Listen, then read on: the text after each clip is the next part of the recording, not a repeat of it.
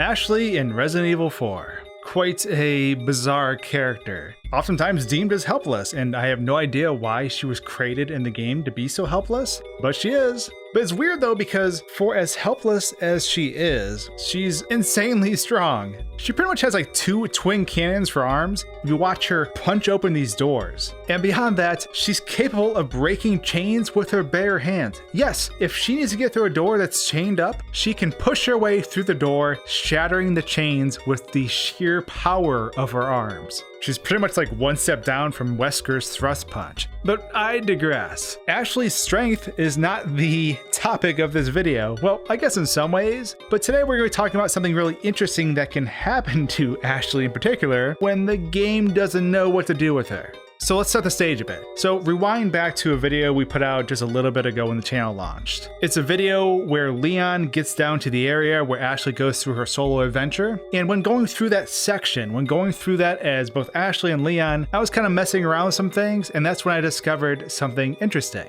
And now this thing I'm going to be talking about and showing is actually something I encountered earlier in the game. Now, I spent a lot of time no clipping and walking through areas of the game that I'm not supposed to be in. And one of the interesting things that happens to Leon when he's walking through areas and his legs are not aligned to the floor, meaning he's clipped through the ground and his legs are lower than the actual floor.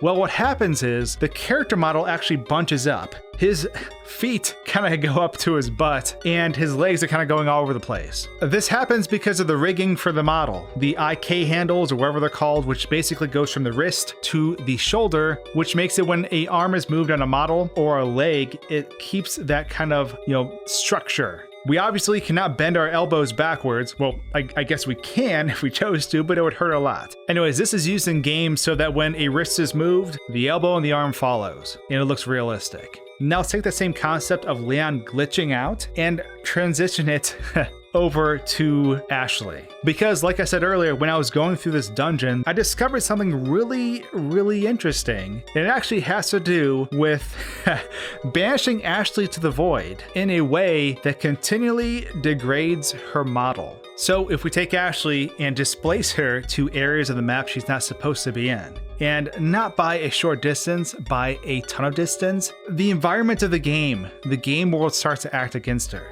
So we take Ashley and we put her in an even more extreme situation, and she starts to change. And I do not mean change in a good way. Her mouth is gaping wide open, she's lost all the life in her face, and her shoulders start to jitter around, and it just looks terrifying. She's slowly becoming a necromorph from Dead Space. This is what happens to you when you spend too much time in the void. But no, we're not done yet. We're going deeper, much, much deeper, and things get worse. Cranking up the pressure quite a bit more. Ashley's elbows begin to bend behind her back, her arms flailing like a wacky tube man, and her eyeballs sink out of her eye sockets and go into her mouth as her body rages and spazzes uncontrollably.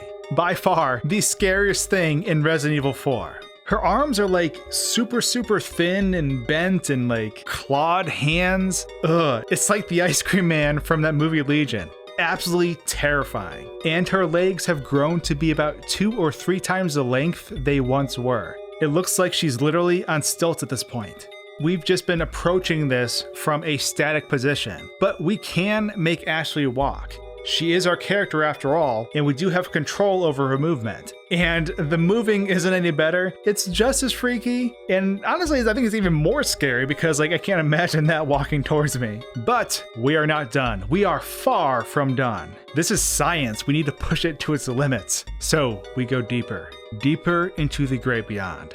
Ashley's head sinks into her hips as her shoulders shoot out above her body and her arms grow to about twice their length while being about a third of how thick they once were. Her collar is popped for days. I mean, that's at least a foot tall collar. Just imagine this walking down like the runway modeling clothes, like arms flailing all over the place, maybe like a banshee scream, but truly the stuff of nightmares. But as you predicted, our ride is not over yet. We can increase the intensity, we can go deeper. And thus, I present to you the next level. Ashley no longer has a head. Ashley no longer has anything below the knees. Her arms, I wouldn't even consider them arms anymore. She is a spazzing torso and nothing more. But one of the things we need to point out at this point is that her model is actually starting to become damaged in the game. As you can see, there's like points of her geometry that are shooting off into spikes. These vertices from her model are actually getting hung up on the environment and are basically glitching out and won't be restoring to where they once were.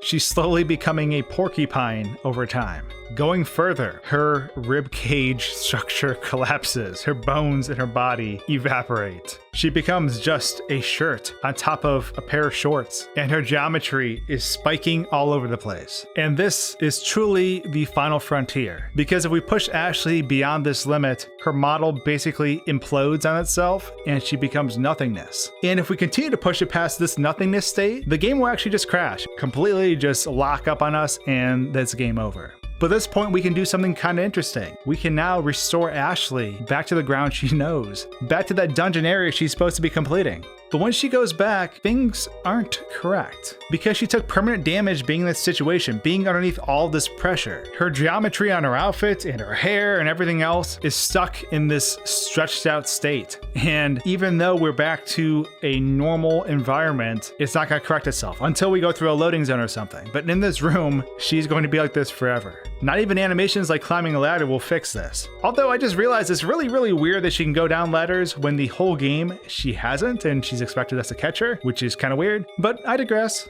That is how Ashley became a necromorph in Resident Evil 4. Quite trippy, quite bizarre, but entertaining regardless. Next time, Leon, you're the one who's going in the gauntlet. You'll be following in Ashley's footsteps here very soon.